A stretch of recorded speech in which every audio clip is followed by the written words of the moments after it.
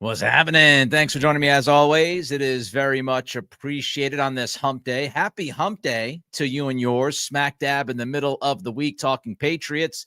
Plenty of coaching news and rumors coming up just a little bit later, but I actually want to start somewhere else today. I want to start with Drake Maye. Now, Drake Maye was named to the Pro Bowl yesterday as, I don't know, the 15th alternate, whatever it was. He replaces Josh Allen. I think it's more about the Pro Bowl than Drake Maye. We're all excited about Drake Maye, but nobody, absolutely nobody would say that Drake Maye had a Pro Bowl type 2024. But congratulations to Drake. He heads to the Pro Bowl. I'm sure he's going to have a great time if he goes. But I want to focus on something much more significant regarding Drake Maye. I want to focus on his gravitational pull this offseason and what he has meant already to this operation, and how he has undeniably impacted this offseason. It has already begun. The fastest path to NFL respectability is finding a franchise quarterback. Quarterback, we all know, most important position in all of sports. If you find that franchise guy, if you can land that franchise quarterback, he can single-handedly change your operation. He can change the landscape of the franchise for 5, 7, 10, 12, 15 years, or in Brady's career, 20 years. The ability to elevate players, the ability to elevate coaches. You land that franchise guy, it means an awful, awful lot. It's obvious that Drake Maye has raw ability. He's got arm talent. We saw it. He's got athleticism. We saw it. He has instincts when you talk about off-platform play by the quarterback position. He has all of that. The natural talent, the natural gifts. Drake Maye has the potential, has the talent to be that franchise guy for the next 8, 10, 12 years. He also seems to have the makeup, right? We always talk about quarterbacks. We talk about the physical tools, what we see on the field, how they change players, all of that stuff, right? We always look at on the field, but sometimes we don't talk enough about a player's makeup. Drake Maye seemingly has the right kind of makeup to be a franchise quarterback. One of the first things I think about when I talk about Drake Maye is his accountability. He's almost always accountable. Now, he slipped up, didn't talk to the media after Gerard Mayo was fired, but 98% of the time, Drake Maye is going to be there. He's going to be standing in front of the media. He's going to take all of the questions. He's going to answer those questions. And even when something is not his fault, he's going to take accountability for a mistake, a bad game, a bad play. He's the first guy out there to let everybody know that was on me, even if it wasn't totally or at all on him. That's the accountability that you want to see from your quarterback. No passive-aggressive BS. No throwing guys under the bus. None of that, right? No games. Drake Maye is going to stand there. He's going to say, that was on me. That's my fault.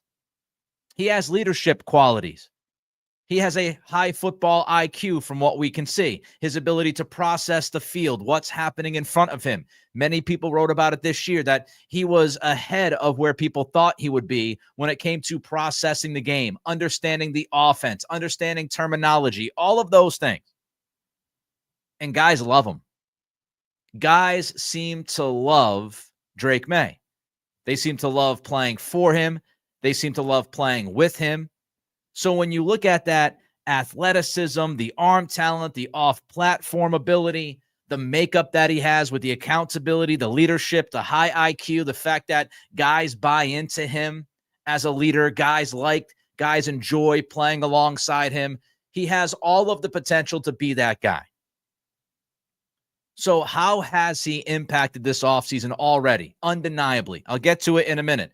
But before I get to that, want to remind you a few things that you can do. We always talk about it, but we want to use this algorithm on YouTube. You click that thumbs up button. You hit the like button. That means more people are going to see this podcast. When you click that like, the algorithm pushes this product to other people that haven't seen it and don't know about us. So don't forget to hit that thumbs up.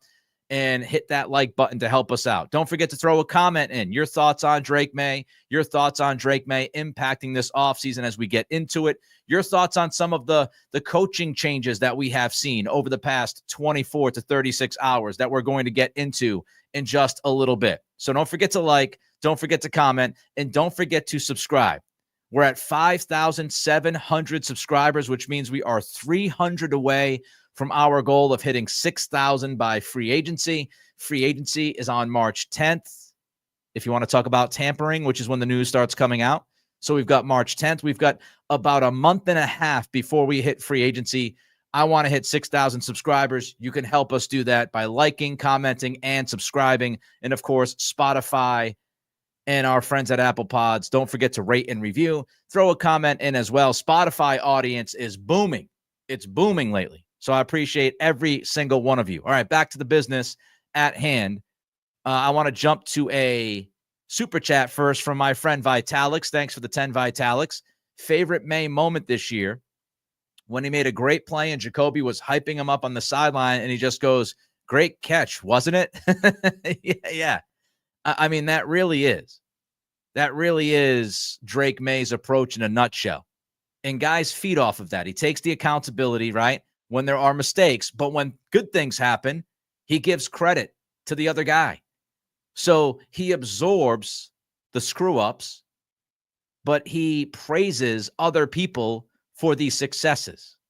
And that's really how he handles his business, which is one of the reasons why I think so many people, especially here in New England, love the guy.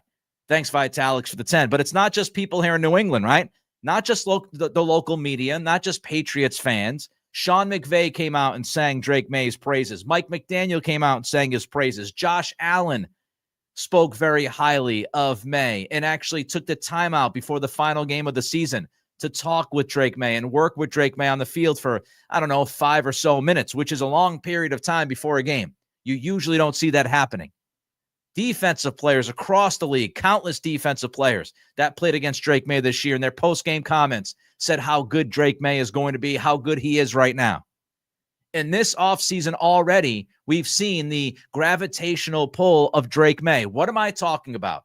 How has Drake Maye undeniably impacted this offseason already? Let me start here with a question. Do you think Mike Vrabel is the head coach of the New England Patriots if Drake Maye is not the quarterback? Do you think Mike Vrabel looks at this Patriots job after the last 2 seasons they've had and says to himself, that's a place where I want to be, that's a place where I have to be? If it wasn't Drake Maye, QB1 on the roster, I don't think there's any chance. If we look at the Raiders hiring Pete Carroll, why did they get Pete Carroll?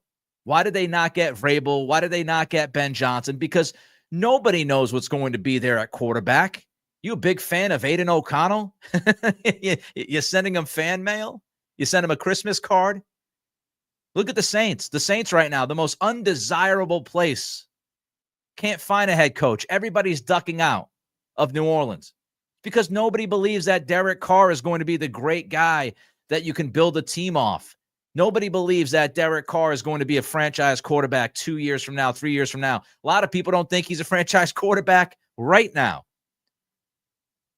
One of the major reasons why Mike Vrabel wanted this job with the Patriots was because of the quarterback position. Because Drake Maye provided enough glimpses, enough flashes to people around the league to believe that he's going to be a legitimate franchise quarterback for the next decade. And that is sexy to prospective head coaches. So when Vrabel's looking around at all these other jobs, you had Chicago. Why do you think Chicago landed Ben Johnson? Is that a shocker? No, I was talking about that a couple of months ago. So why does Chicago land Ben Johnson? Because Caleb Williams, the flashes. He can be the quarterback for the next 10 years. You look at these other jobs, people weren't clamoring for them. So Drake Maye's gravitational pull starts at the very top of this football program. And now when you talk about the very top of this football program, you're talking about Drake Maye and Mike Vrabel. And you're talking about Vrabel leading this operation. And I don't think Vrabel is here if Drake Maye isn't your quarterback. Let me ask you a second question. Do you think Josh McDaniels would have been all over this job if Drake Maye weren't the quarterback? I don't think he would have been. We heard from multiple reports, and I know this information. I've talked to some people, and those people told me that McDaniels had legitimate offers. He had legitimate opportunities across the NFL. Do you think Nick Caserio would be interested in Josh McDaniels as the offensive coordinator after they fired Bobby Slowick? I think so. And Josh McDaniels could look at that and say, I can go work with C.J. Stroud. If McDaniels was going to be here with just a mediocre quarterback with no future, he, I think, would wait to see what would happen in Houston before he jumped at the opportunity to be the OC here. But the fact that Maye is here, the fact that Maye has all of these tools, and he has that makeup, and he has that leadership, that makes Josh McDaniels look at this gig and say to himself, yeah, I can work with that guy. That guy is the most talented quarterback that I've had since Tom Brady. I can do different things with him. So I'm not sold that Josh McDaniels is here if Drake Maye is not the quarterback. I'm really confident that Mike Vrabel would not be here. And Drake Maye's reputation is growing throughout the game. Jordan Schultz, a few weeks back, he was on Zolak and Bertrand, 98.5 The Sports Hub.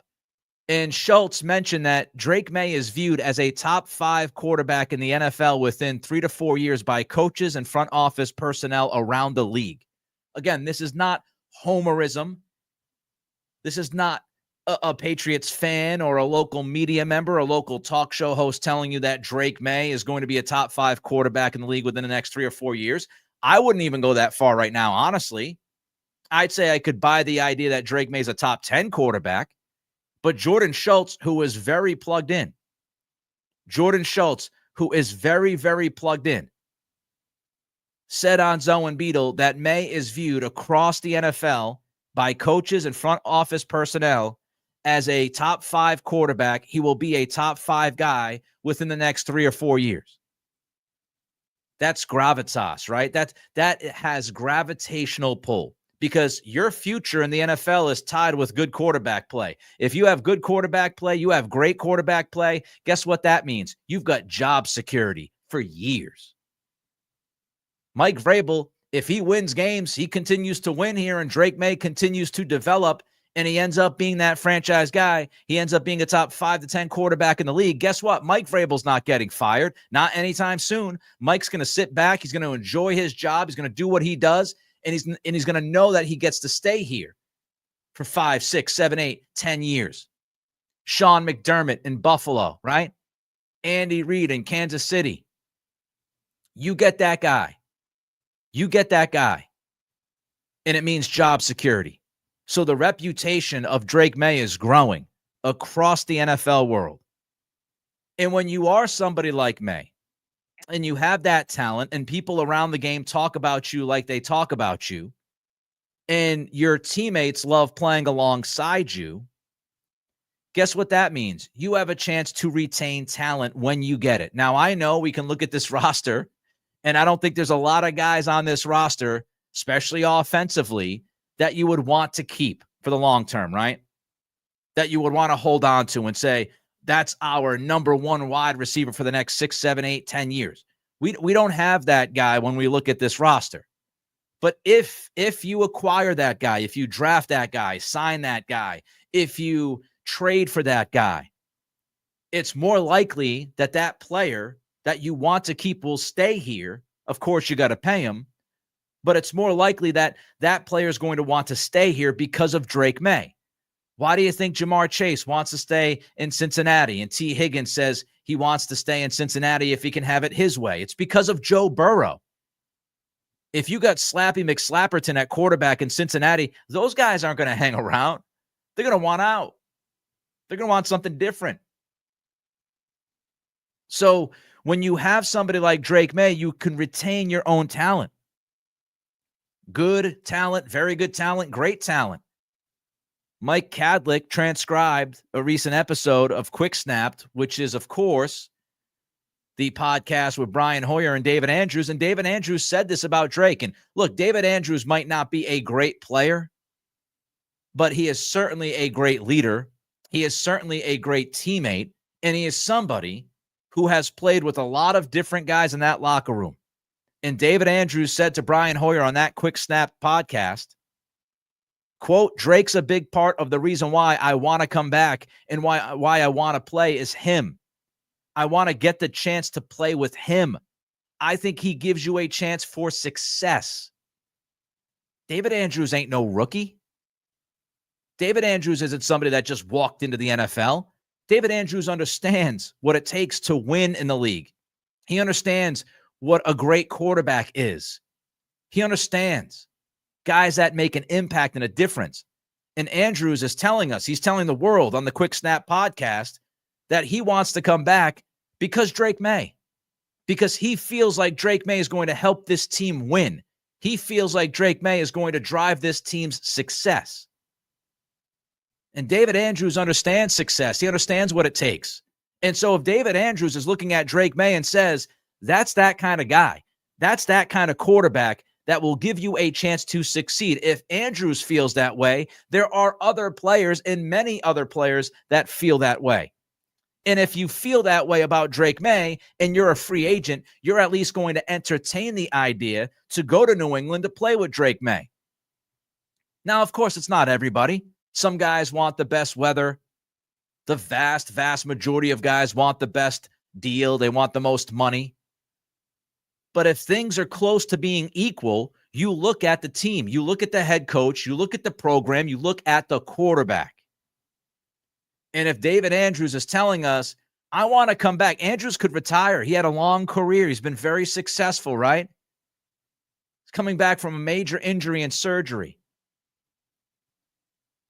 But if he wants to come back, he wants to come back for at least another year. And he says the driving force behind that is Drake Maye. That should tell you how much respect that Drake Maye has in that locker room. And it should tell you that if Andrews believes he can be the guy, then other people are going to feel like he can be the guy.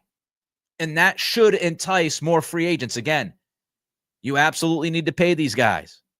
These guys have to be able to live with the idea of being in Massachusetts.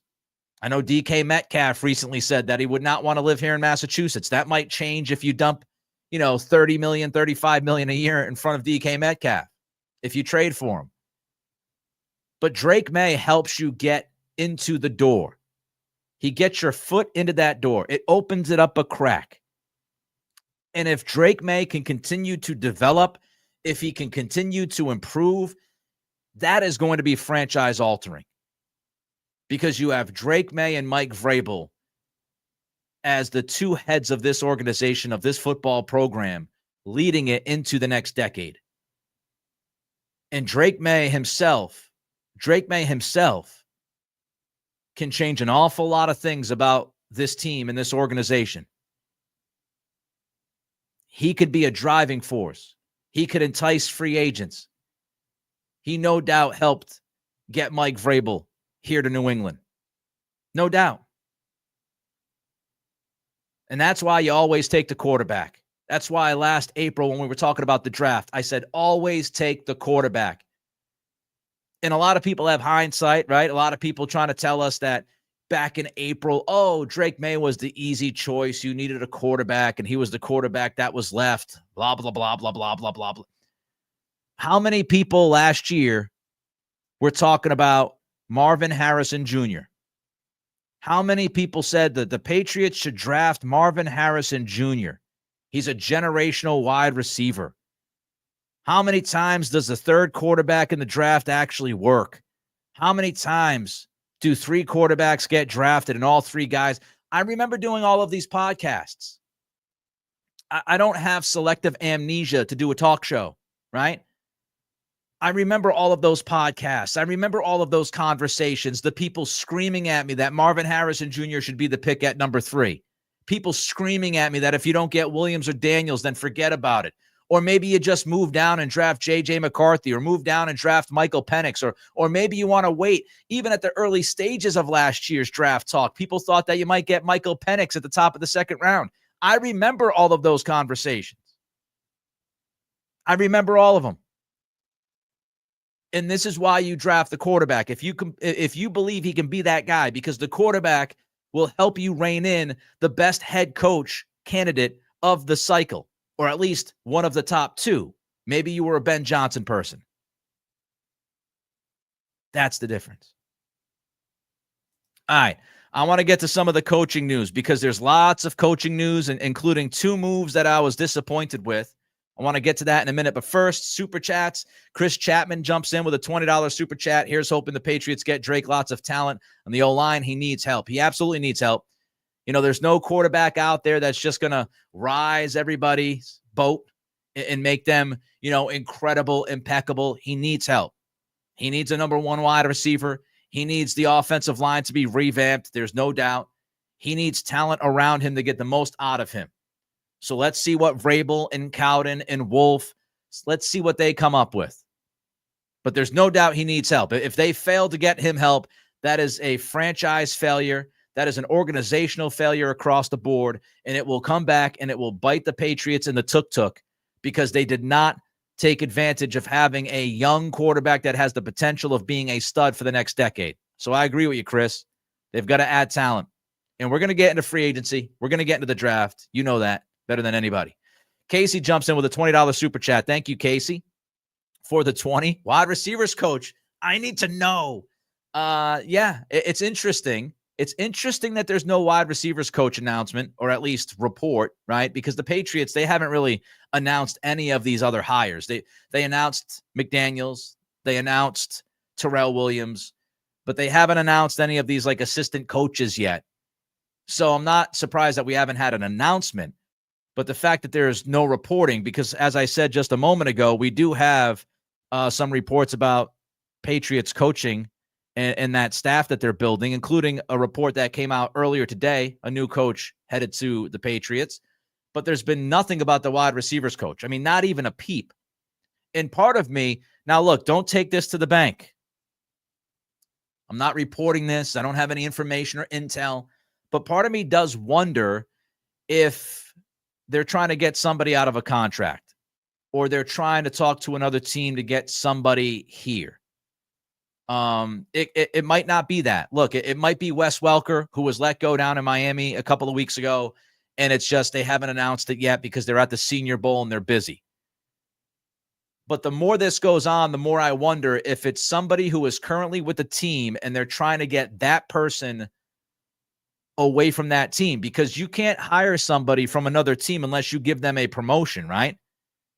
So maybe there's something contractual. Maybe they're trying to work something out. I know Vrabel obviously was in Cleveland last year. I'll give you an example. Vrabel was in Cleveland last year, right? And we saw pictures of Vrabel with Kevin Stefanski, the Browns head coach, down there in Mobile, Alabama at the Senior Bowl. Is it possible that Mike Vrabel's talking to Stefanski to try to get Chad O'Shea out of his contract so the Patriots can bring Chad O'Shea over as the wide receivers coach? It's possible. So the longer this goes without word, the more I wonder.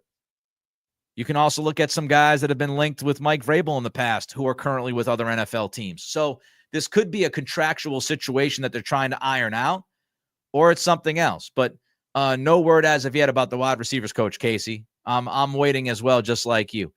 Derek, thanks for the 5. Each year I have hope the Pats will get an elite receiver. Every year they don't get one. I know it's a little bit of Groundhog's Day with Bill Murray, one of my favorite movies of all time.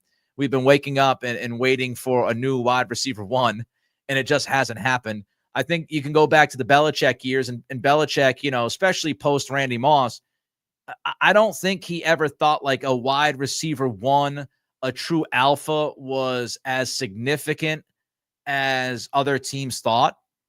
And I believe he was of the idea if you have 3 or 4 guys that can, you know, do damage. I also think he looks at it and says, well, Rob Gronkowski was pretty much our wide receiver one for a long time. Julian Edelman was a wide receiver one, but he wasn't a boundary guy. I think what you're talking about, Derek, is kind of that alpha, the outside guy. That's what we've been waiting for, right? We've gone through a bunch of names. N'Keal Harry was supposed to be the guy. Tyquan Thornton might have been the guy. Devontae Parker, when they traded for him, he might have been the guy. It's this thought of like that big-bodied outside receiver who can make plays down the field. I think that's what you're getting at. And I agree with you. We have been waiting for a true, legitimate X receiver to be part of this offense. And I certainly hope they get one. Alan jumps in with a $20 super chat. Thank you, Alan. Was hoping you could make it down to the Senior Bowl maybe next year. I would have loved to go down to the Senior Bowl, but I would have to pay my own way. And it's one of those things where, is the juice worth the squeeze for me to, head down to Mobile, pay for that trip, do podcasts from down there in Alabama. I have been kicking around the idea of going to the Combine, honestly, but it might be too late. I might have to check in on that. Maybe Bedard can help me with that. But I wouldn't mind going to the Combine in February, but I also can't fly a lot because of a personal physical issue with my inner ear. So I might be taking other trips with Kelly, my wife. So it's all kind of the piece of the puzzle. But I would love to go down to the Senior Bowl. I'd love to be part of the Combine as well. Thank you, Alan, for the 20. All right, again, don't forget to be a friend of the program. Like, comment, and subscribe. Always love seeing your comments. If I don't respond to them, I see the vast majority of them. I'm always checking in on them. So don't forget to comment. Don't forget to click that thumbs up to help us drive the algorithm. And don't forget to subscribe. All right, let's get back now to coaching. Coaching, rumors, news, notes. Jordan Schultz tweeted yesterday that Eric Bieniemy was interviewed for the Patriots OC job before it went to Josh McDaniels. Schultz went even further than that and said the belief was that Bieniemy was a top candidate for the Patriots OC job had McDaniels not been the obvious choice. Says talks with other teams are ongoing. Now, I saw Burt Breer last night, and Breer said that he does not believe that Bieniemy was a top choice. He does not believe that Bieniemy was right behind McDaniels. But a couple of things that I find interesting about this report. A, how many clandestine interviews did Mike Vrabel do? We don't know. Eric Bieniemy is a pretty big name. He's been in the league for a long time. He knows a lot of people. And you would have to imagine if Bieniemy, he interviewed for the OC gig, you would have to imagine that would get out at some point. And the fact that it got out this late in the process, I wonder if Mike Vrabel spoke to other people about jobs, and we have no idea. Like, we have no clue. It's also interesting that Bieniemy, of course, his background is, again, the West Coast offense, which marries Mike Vrabel's history. Of course, Bieniemy was with Andy Reid in Kansas City for a long time. So he runs that West Coast system, which is another signal that I think Josh McDaniels' offense will include some of that West Coast stuff that everybody talks about. I keep believing that. Thomas Brown, we talked about him on Monday, right? Some of these, Ashton Grant, the quarterback's coach, these links with West Coast offenses. Vrabel was talking to Bieniemy, West Coast offensive guy. So I think we're going to see at least some of that within this McDaniels offense in 2025. I also believe that there is a clear difference between being a candidate and the top candidate. So I don't know how much Bieniemy was actually involved. Again, Burt Breer said, not really a favorite. I would take McDaniels over Bieniemy, by the way. I mean, Bieniemy has 4 years of calling plays experience in total. When he was in Kansas City, he wasn't calling the plays. Andy Reid was calling the plays. And I don't know who Eric Bieniemy is without Patrick Mahomes and without Andy Reid. I mean, he went to Washington a year ago. Let me just plug in the power here. He went to Washington, and they had Sam Howell and kind of a bad quarterback situation. So I don't know what to take from that, right? And, of course, he was at UCLA this year. He did not go back to Andy Reid. He did not go back to Kansas City, which is certainly interesting. He's also kind of, people have talked about his personality at times. I don't know if he's beloved across the league by everybody. I'm perfectly fine with McDaniels. McDaniels was my top choice, so I'm very happy with Josh McDaniels. All right, I'm going to get to some other coaching news, including two guys that are no longer on the staff, and I'm disappointed by that news. But first, let me go to Terry Grant with the $50 super chat. Get Nick to the Combine super chat. Thank you, Terry. I appreciate the support. I've just always wanted to go to the Combine. So maybe, maybe I'll send a couple of texts, place a couple of calls, and think about going to the Combine. I think it'd be a lot of fun. Do some podcasts from the hotel room and stuff. I know a lot of people love draft talk. I don't know if people love draft talk enough that I would make it like the epicenter of the podcast for an entire week. Maybe I will. Something to think about. Thank you, Terry, for the $50 super chat. Means an awful lot. I appreciate it. All right. Let's look at some other news here. So Brian Belichick is gone. We'll get to him in a minute, but the biggest disappointment for me about this coaching staff is that Mike Pellegrino is not going to be back. We found that out yesterday. And if you've watched this podcast long enough, I'm a big fan of Mike Pellegrino.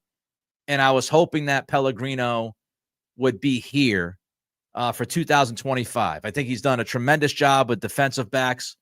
I will go into detail why I believe that. So I was disappointed. I was disappointed to see yesterday that Pellegrino has been let go. And this is not a Pellegrino decision. Andrew Callahan tweeted out yesterday that it's his understanding that both Pellegrino and Brian Belichick were absolutely open to staying here in New England. So it's not like they wanted to go to North Carolina. It's not like they ran to Vrabel and said, "Can I get out of my contract?" That's not what happened. This is a Vrabel decision. Vrabel has decided to overhaul the defensive staff. Of course, Vrabel has all the right in the world to pick his guys. He has all the right to make these decisions. I'm not saying that. I'm just saying personally, I would have liked to see Mike Pellegrino stay. And if you look at Pellegrino's track record, I think the only reason why you would say goodbye to Mike Pellegrino, defensive backs coach, is because he's not, quote unquote, your guy. Which again, that is Mike Vrabel's right. He can do whatever he wants to do. He is now running this coaching staff. This is his baby. But that's really the only reason. The only reason why you would say goodbye to Pellegrino. I mean, he got the most out of the talent almost every single time. You think about some of the cornerbacks that Pellegrino developed, right? J.C. Jackson from an unknown to one of the better cornerbacks. Miles Bryant, a guy that you bring in, and you get the very most out of Miles Bryant to the point where he was actually pretty damn good his last year in New England. And you developed him. He could play different positions and all of that, right? Jonathan Jones. Jonathan Jones is another cornerback that Pellegrino helped get better, improve throughout his time. Marcus Jones, who you brought in and helped.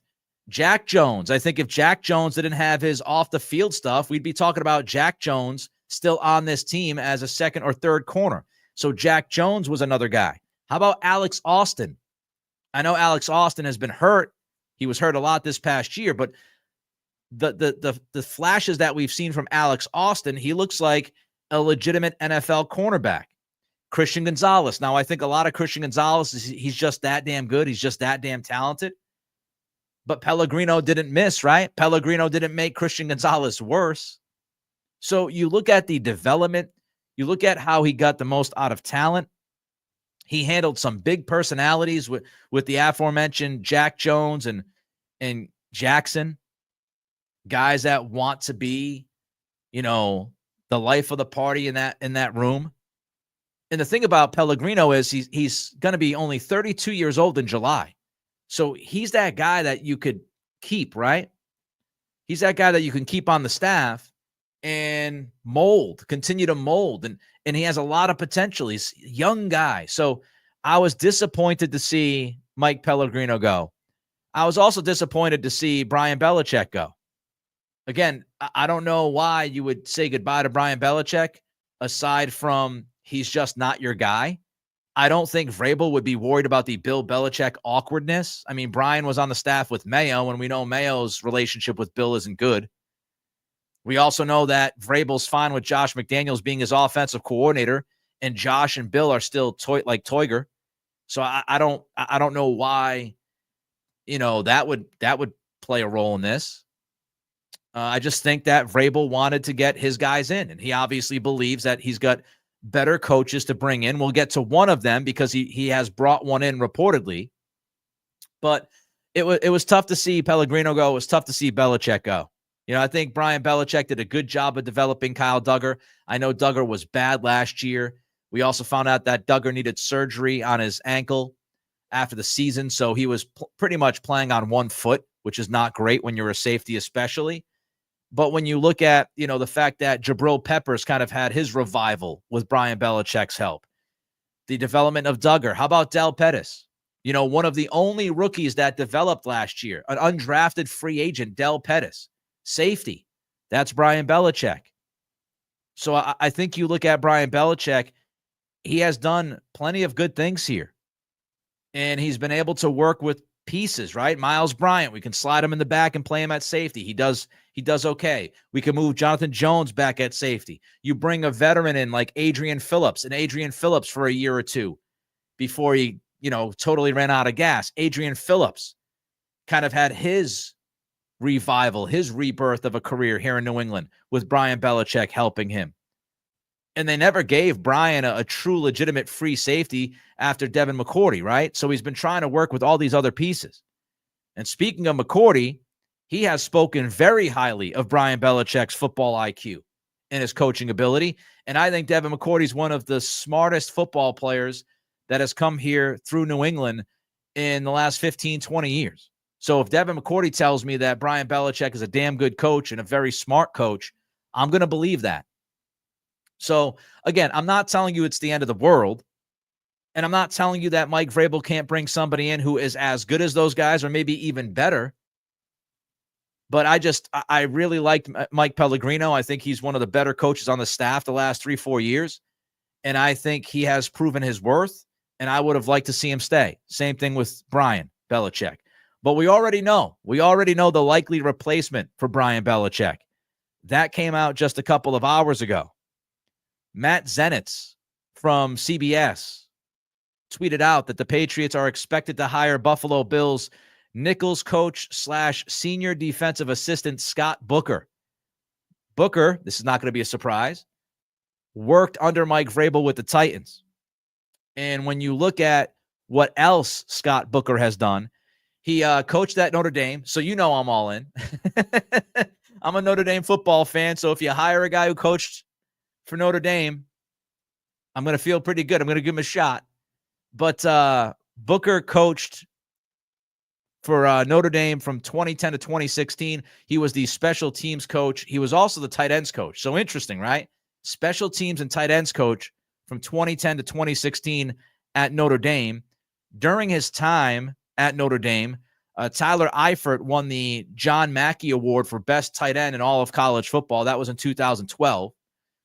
So seemingly he did a pretty damn good job. A couple of other guys that played tight end at Notre Dame were drafted in the NFL under Booker's watch. He spent 2017, just one season at Nebraska. He was a safeties and special teams coach. And then you get to his time with Mike Vrabel. With Mike Vrabel, he first started as a defensive assistant for that first year in 2018. But then in 2019, he became safeties coach. So as the safeties coach, he helped guys like Kevin Byard. He helped Vaccaro. He helped Hooker to varying degrees of success. So that is who's going to be, I would imagine, taking over for Brian Belichick. It's going to be Scott Booker, who spent this past season in Buffalo as the senior defensive assistant and the Nichols coach. And he's coached safeties under Vrabel before, so obviously Vrabel very comfortable with him, brings him in, I would imagine, to take over the safety coach role. And I don't know if he'll have anything else to do. I don't know if he'll have any other fancy title, but it certainly seems like Scott Booker is going to be the guy that takes over for Brian Belichick. And I wonder, somebody we brought up on Monday, Kevin Richardson II, I wonder if that's going to be the answer for Mike Pellegrino. And it'll be Kevin Richardson II. We'll have to wait and see, as we also wait for the wide receivers coach, which has still not leaked out yet. I'm sure Booker will be fine. Again, he's worked with some high-quality Safeties, Kevin Byard was an all-pro. He was an all-pro before Booker got to Tennessee. He was an all-pro with Booker coaching him as well. So, he's coached some good talent at safety and pretty good track record. So I'm sure he'll be fine. I'm sure Mike Vrabel believes he's a good coach. That's why he's bringing him in. And hopefully we see him take care of these safeties. And I'm sure part of it is Vrabel just wants guys who know the system already, even though I think Belichick and Pellegrino could adapt to any system because they worked with Bill Belichick and Steve Belichick, and those guys are constantly changing things and coverages. But this is what happens, right? I understand it. I'm disappointed both guys are gone, but I understand it. When a new boss comes into town, he brings his people with him, and that's what we're seeing. So Scott Booker's in. $10 super chat from Greg. Go to the combine. We love draft talk. So now people just literally trying to push me to Indianapolis for the combine. Indianapolis, by the way, is the location for the Royal Rumble this Saturday. And some of you know I'm a big wrestling fan. Can't wait for Saturday night. So $10 towards the combine fund. I don't want people sending me money for the combine fund, though, because I don't know if I'm going to go. I don't want to be, receiving money for something and I end up not going. And then people are like, what the hell? I sent you $20 for the combine fund. But it is something I'd look into. Tom jumps in, says, greetings from Austria. Always have to throw up the greetings from Austria because I love when people watch from around the world. All right. Tomorrow night, Crafts and Kickoffs, 7 p.m. It's my NFL podcast. I drink a beer. We talk about the NFL. We will do that. We will do that tomorrow night, 7 p.m. Eastern, live here on this YouTube channel. So check us out, Crafts and Kickoffs. Don't forget to do those few things that help us, right? Click that thumbs up button. Click that thumbs up button on this video right now. That helps us with the algorithm.